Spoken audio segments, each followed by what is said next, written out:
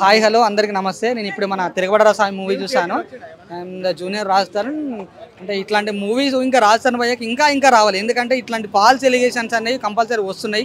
అంటే back to back last week మన పురుషోత్తముడు మూవీ చూస్తాం, ఇప్పుడు మన తిరగబడరా స్వామి మూవీ రిలీజ్ అయింది. సో ఇట్లాంటి ఎంజాయ్మెంట్లో మేము ఫ్యాన్స్ అంతా మంచి ఎంజాయ్మెంట్ చేసే తరుణంలో లావణ్య అనేది ఇట్లాంటి ఫాల్స్ ఎలిగేషన్ పెట్టుడు వల్ల రాజ్ తరుణ్ భయ్య మీడియా ముందుకు రాలేక మమ్మల్ని మాతో కాంటాక్ట్ అవ్వలేక చాలా అంటే మేము చాలా బాధపడుతున్నాం ఫ్యాన్స్గా. మాకు ప్రతి మూవీ తర్వాత ఒక సెలబ్రేషన్స్ అనేసి ఉంటాయి. సో తిరగబడ మా పురుషోత్తముడు మూవీ తర్వాత ఒక సక్సెస్ మీట్ ఏర్పాటు చేసుకున్నాం, కానీ అక్కడ రాజ్ తరుణ్ భయ్య కూడా అక్కడ రాలేదు. సో 2 days బ్యాక్ కూడా మేము ప్రీలీజ్ ఈవెంట్ పెట్టుకున్నాం మన తిరగబడ స్వామి ప్రసాద్ ల్యాబ్లో. అట్లా ఎంజాయ్మెంట్ ప్రీలీజ్ ఈవెంట్ మంచి సంతోషం ఉండే తరుణంలో లావణ్య వచ్చి ఒక మొత్తం అసలు ఆగమాగం చేసింది. మొత్తం ప్రసాద్ ల్యాబ్ని అంతా ఆగమాగం చేసింది. మేము లావణ్య వస్తుందని ఎక్స్పెక్ట్ చేసి మేము పోలీసు వాళ్ళని అప్రోచ్ అయ్యాము, వాళ్ళ బందోబస్తు తీసుకున్నాము. అయినా కూడా లావణ్య వచ్చి మీడియా ముందుకు నాకు రాజు కావాలి అని ఒక చిల్లర పనే చేసింది. అట్లా చేసడం వల్ల ఇంకా మీడియాలో లావణ్యకు ఇంకా ఎందుకు ఆరాధిస్తున్నారు రాజ్ తరుణ్ భయ్య. అవును yeah 2 days back live defect పెట్టారు. సో లైవ్ డిటెక్ట్ పెట్టిన తర్వాత మీరు ఎన్నికాడ ఏమైనా ఉంటే ప్రూఫ్ తీసుకుని లైవ్ నీకు చూపించాలి, మీడియాకి చూపించాలి. కానీ ఎట్లాంటి నువ్వు మంచి సెలబ్రిటీ, ఇప్పుడు శేఖర్ భాష అంటే మన ఇండస్ట్రీలో కొంచెం తెలిసిన వ్యక్తి, అంటే ఎఫ్ఎంలో ఇట్లా నువ్వు అట్లాంటి వ్యక్తిని పట్టుకొని చెప్పేసి ఎంతవరకు సంబంధించాం? అట్లాంటి నీకు ఎట్లాంటి ప్రూఫ్? నువ్వు లైవ్ డిటెక్టివ్నే శేఖర్ భాష మీద చెప్పేసినావు అంటే నువ్వు రాజధాని ఇంట్లో రాజధాని ఎంత టార్చర్ చేసినావని చెప్పొచ్చు. ఇట్లాంటివన్నీ నీకు వీడియోలు చూపిస్తున్నాడు శేఖర్ భాష.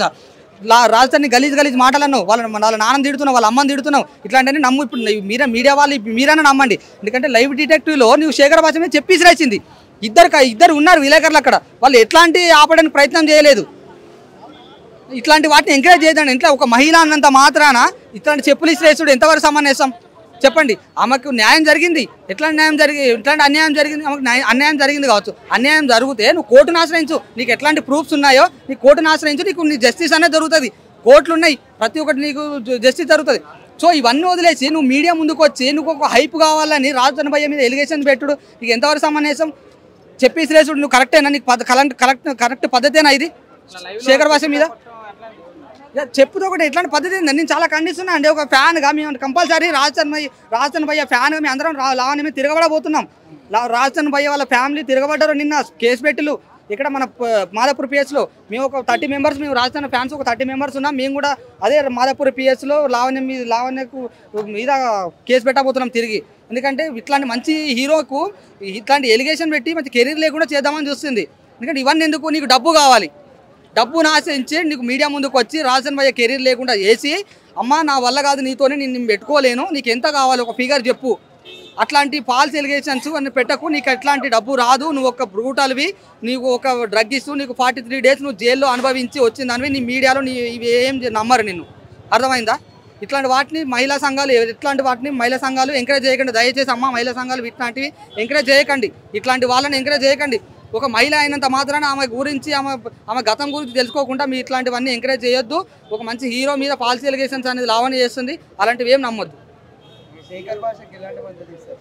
శేఖర్ భాష కరెక్ట్ అండి. ఒక మగవాళ్ళ తరపున కంపల్సరీ పోరాడుతున్నాడని చెప్పొచ్చు. అట్లాంటి ఆయన కాడ ప్రతి ఒక్క ఎవిడెన్స్ ఉంది. మన మస్తాన్ సాయి అనే ఆయనతోని లిప్ లాక్లు ఆయన తోడ మీద కూర్చోబెట్టుకొని నీకు రాజ్ తరుణ్ భయ్యతో మ్యారేజ్ అయిందని చెప్తున్నావు. ఎప్పుడు 2014లో నువ్వు మ్యారేజ్ అయితే నువ్వు శేఖర్ మస్తాన్ సాయితో తోడ మీద కూర్చొని నీకు ఫ్రెండ్ అయినంత మాత్రం తోడ మీద కూర్చుంటావా? నువ్వు ఒక మహిళ, నువ్వు ఒక తెలుగు రాష్ట్రంలో జీవించే మహిళ, నువ్వు ఎంత పద్ధతిగా ఉండాలి? ఒక హీరో పక్కన వండుకుంటా ఇట్లాంటివన్నీ సహించి నీకు రాజ్ తరుణ్ భయ్య నీకు సపోర్ట్ చేయాలి, నీకు రాజ్ తరుణ్ భయ్య కావాలి. నువ్వు ఎట్లాంటి పని చేసినా, ఎట్లాంటి బ్రోకరేజ్ చేసినా కూడా నీకు పెళ్లి చేసుకోవాలి. నేను మగవాళ్ళు ఇట్లాంటి యాక్సెప్ట్ చేస్తారా?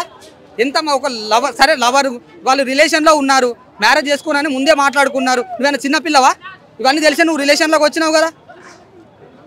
సో ఇలాంటివి ఎన్ని ఫాల్స్ ఎలిగేషన్స్ ఇలాంటివి ఏమి నమ్మొద్దు. లావణ్య అనేది తిరగబడ్డ సాంగ్ చూసానండి ఈరోజు. చాలా అంటే చాలా బాధ అనిపించింది. ఎందుకంటే మాకు ఈ 2 days బ్యాక్ ప్రసాద్ ల్యాబ్లో మేము ప్రీలీజ్ ఈవెంట్ పెట్టుకున్నాం. సో అదే ప్రసాద్ ల్యాబ్లో ఈరోజు మూవీ రిలీజ్ కూడా ఉంది. చాలా అంటే చాలా బాధ ఉంది. ఎందుకంటే మంచి గ్రాండ్ సెలబ్రేషన్స్ అనుకున్నాము. సో అట్లాంటి ప్రతి మూవీకి రాజ్ తరుణ్ భయ్య వస్తాడు, ఫస్ట్ చూస్తాడు, మేము అతనితో హీరోయిన్తో పక్కన కూర్చొని మేము మూవీ ఎంజాయ్ చేస్తాం. సో ఇలాంటివి ఏమి ఈరోజు జరగలేదు. చాలా అంటే చాలా సాడ్గా ఉందండి. తిరగబడ్డ స్వామి ప్రెస్ మీట్లో చూసుకున్నట్టయితే దానికన్నా ఎక్కువ ప్రెస్ అందరూ అదే అండి, ఒక హీరో ఎంత హిట్ కొట్టినా రాని మీడియా అనేది తిరగబడ్డ సాయం ప్రీ రిలీజ్ ఈవెంట్ రోజు చూసినాం మనం. ఎందుకు మీడియాకి ఏందో ఒక న్యూస్ కావాలి, ఆ మొత్తం అంటే సినీ మీడియా కాకుండా లేదండి. ట్రూ ఎడ్యుకేషన్స్ అయితే నువ్వు లావణ్య కాడ ఎలాంటి ప్రూఫ్స్ ఉన్నాయి మీడియాకి చూపించమని చెప్పండి. మీరు సీదా కోర్టుకు పోతా అంటది. కోర్టుకి ఎందుకు నువ్వు సీదా కోర్టు ధర్నా ఏ టైంలో చేసి నాకు రాజచరణ్ భయ్య కావాలని ప్రసాద్ ల్యాబ్లో నువ్వు ధర్నా చేస్తావా? నీ కోర్టు ముందు చేయి, నీ పోలీస్ స్టేషన్ ముందు చేయి, రాజచరణ్ భయ్య ఇంటి ముందు చేయి. నువ్వు మీడియాలో హైప్కి రావాలని నువ్వు ప్రసాద్ ల్యాబ్లో ఇప్పుడు తిరగబడ్డ స్వామి ఉంది కదా, దానికి లైఫ్ స్టోరీ కనెక్ట్ అయ్యే విధంగా ఉందంటున్నారు. అది ఎంతవరకు కరెక్ట్? దానికి ఇప్పుడు జరిగే స్టోరీకి ఇప్పుడు రాజచరణ్ భయ్య రియల్ స్టోరీలో సో అట్లాంటి ఏంటి స్టోరీ అనేది డిఫరెంట్ ఉంటుంది. రియల్ స్టోరీకి అసలు కనెక్ట్ కాదు. సీన్ అయితే చాలా అంటే చాలా బాగా అనిపించింది అండి. ఒక రావణుడు ఒక పరాయి స్త్రీ మీద ఎలాగైతే కన్ను పడితే వధించబడతాడో, పరాయి భార్య మీద కన్ను పడితే ఎట్లాంటి సాధారణ మానవుడైనా కూడా తిరగబడి అతన్ని హతమారుస్తాడనే స్టోరీ ఇది చాలా అంటే చాలా బాగా అనిపించింది. ఓవరాల్గా అయితే మూవీ చాలా అంటే చాలా బాగా అనిపించింది. టూ గుడ్ అండి. ఎంత రేటింగ్ ఎంత ఇస్తారు? కొంచెం 4.5 అండి ఇస్తాను.